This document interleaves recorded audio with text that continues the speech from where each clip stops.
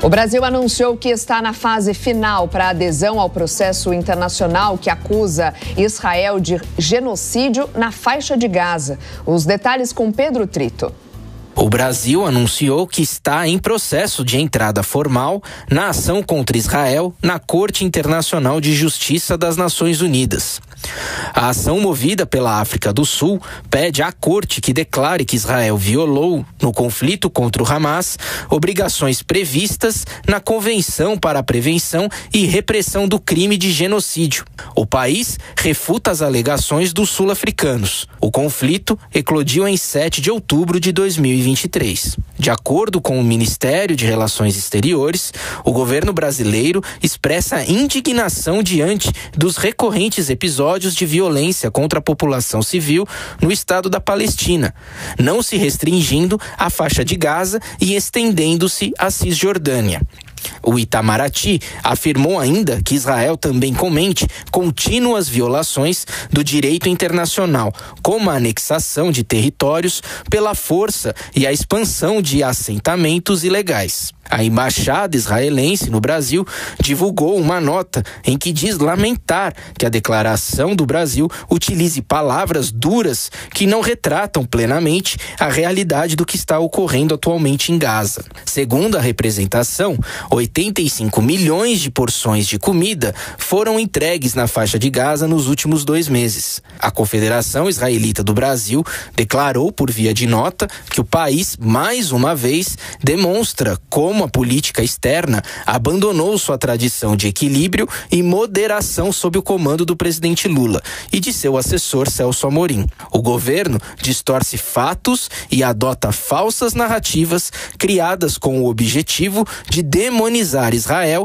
em sua luta para se defender do grupo terrorista Hamas e seus apoiadores iranianos que atacaram o país de forma brutal em outubro de 2023. A acusação de genocídio promovida pela África do Sul é não apenas falsa, como perversa, já que o termo genocídio foi criado justamente para definir o Holocausto, o extermínio de 6 milhões de judeus pelos nazistas. A Federação Israelita do Estado de São Paulo se posicionou, dizendo que o apoio brasileiro à acusação de genocídio é vergonhoso, injustificável e uma afronta aos princípios mais básicos da verdade e da justiça. Além disso, disse tratar-se de uma distorção grosseira da realidade, que ignora o massacre de 7 de outubro, o sequestro de civis israelenses ainda mantidos em cativeiro e o uso sistemático da população palestina como escudo humano por parte do grupo terrorista Hamas. Desde outubro de 2023, quando começou a guerra entre o governo de Israel e o grupo terrorista Hamas, que controla a faixa de Gaza, o governo brasileiro tem defendido que as partes cheguem a um acordo que leve a um cessar-fogo permanente e à entrada ininterrupta de ajuda humanitária para os palestinos. Sobre esse assunto, conversamos ao vivo com o presidente da Confederação Israelita do Brasil, Cláudio Lotenberg, que mais uma vez, gentilmente, aceita conversar conosco. Cláudio, muito bom dia para o senhor, seja bem-vindo mais uma vez. Muito bom dia, Soraya, bom dia, Roberto, é um prazer estar com vocês e com a Jovem Pan. Bom, vamos lá. Queria começar olhando aqui para dentro do país, né? A CONIB, por meio de nota, demonstrou preocupações sobre os efeitos, né, dessa posição oficial para comunidades judaicas brasileiras. Queria entender um pouco como a CONIB, né, enxerga o risco desse apoio, né, se essa ação pode trazer de fato para essa relação, tanto institucional quanto social. Primeiro porque ela não fala somente do sentimento que nós judeus temos, senão pela preocupação que temos da maneira equivocada como o Brasil tem se participado do cenário internacional. Vamos partir do princípio de que Israel não comete genocídio à luz do direito internacional. Não existe uma intenção comprovada de exterminar o povo palestino. O alvo militar é o Hamas. E os esforços podem ser até criticáveis em relação à resposta de Israel, mas existe uma verdadeira obsessão da política externa brasileira em relação a Israel. Interessante, porque o Brasil poderia até se manifestar dentro de outros cenários. Não fala nada sobre um genocídio cultural que acontece com grupos minoritários da China, cita com bastante economia a questão da própria Ucrânia, poderia falar do Sudão, ou até mesmo criticar as posturas do Irã, as suas políticas, que são políticas sexistas em relação às mulheres. Mas, sistematicamente, o faz em relação a Israel. Veja, Soraya, desde o início do conflito, de outubro de 2023, o Brasil foi capaz de emitir mais de 60 notas criticando Israel e 10 em relação ao Irã. Portanto, para mim, aqui, um duplo padrão comportamental, uma visão, eu diria até obcecada. Eu diria que a assessoria do presidente Lula tem utilizado declarações inflamadas em relação a Israel como uma forma de reforçar a sua identidade política frente à oposição interna. E aí eu acho que tem o papel dos próprios evangélicos, a visão da identidade em relação a Israel e outros países. Lamentavelmente, uma política externa ideológica, uma política externa que associa o país a países que, a meu ver, são vergonhosos. Qual a legitimidade de uma África do Sul, que é um país envolto com grande corrupção? Qual é a legitimidade de estar associado a um país como a Turquia, que para cegar os olhos em relação àquilo que a Turquia faz junto aos curdos, a Turquia que nunca soube reconhecer o genocídio que praticou contra os armênios, quer dizer, chega a ser patético esse tipo de associação e nós lamentamos. Lógico, isso sobe o antissemitismo e, evidentemente, com o antissemitismo, fruto de uma interpretação equivocada daqueles que não conseguem entender geopolítica e aquilo que acontece em Gaza, isso pode afrontar e trazer um cenário de preocupação para nós, judeus brasileiros. Mais uma vez, muito obrigado por nos atender, Cláudio. Bom dia para você. A gente tem as imagens, né, lá de Gaza, que são muito duras, né, com a população local.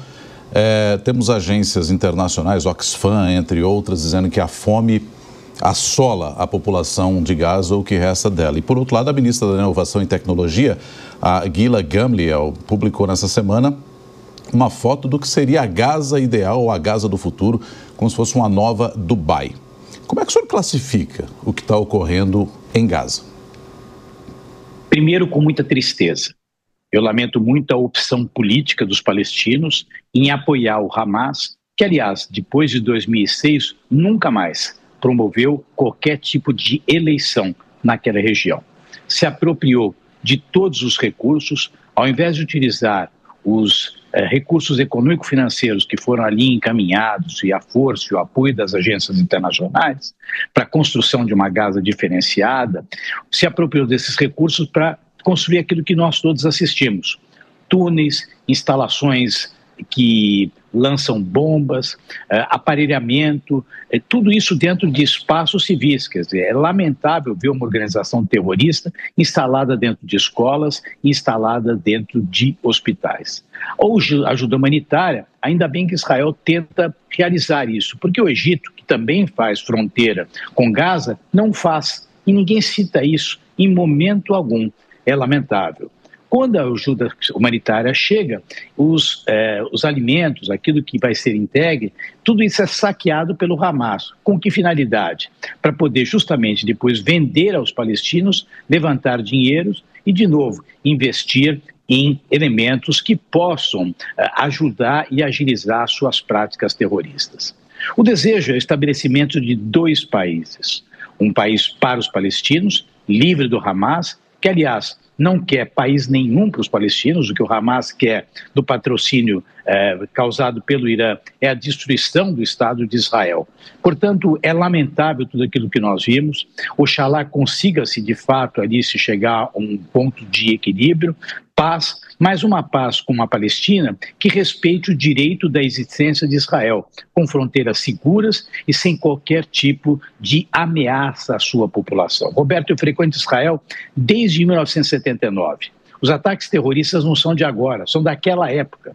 Desde então, nunca houve, por parte da comunidade internacional, o desejo real de apoiar a existência do Estado palestino. Aquele Estado palestino que foi criado em 1948 e sobre o tema ninguém comenta. porque naquele momento aqueles estados árabes não queriam que Israel vingasse. Israel se estabeleceu e, lamentavelmente, nós não temos um Estado palestino. É muito triste ver aquilo que está acontecendo em Gaza, é muito triste ver os palestinos estarem servindo de escudo humano para essa organização terrorista que é o Hamas. Nosso editor de internacional, Fabrício Naitz, que também está conosco nessa manhã, vai te fazer uma pergunta. Bom dia, Cláudio.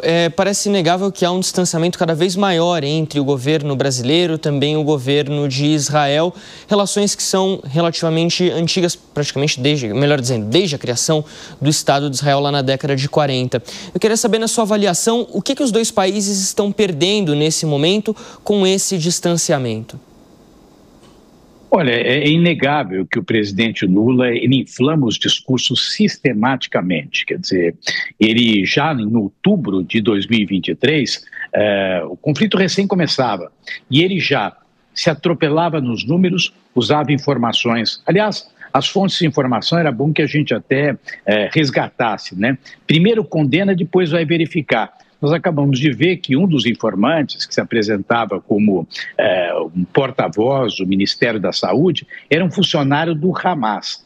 Então, o Brasil, ele atropeladamente, ele faz todo tipo de movimentação, muitas vezes guiado pelo presidente, que improvisa e usa termos impróprios, compara situações como o Holocausto, e lógico, isso afasta o país de um país democrático, irmão. Aliás, é bom a gente sempre lembrar que Israel nasceu das mãos de um brasileiro, Oswaldo Aranha.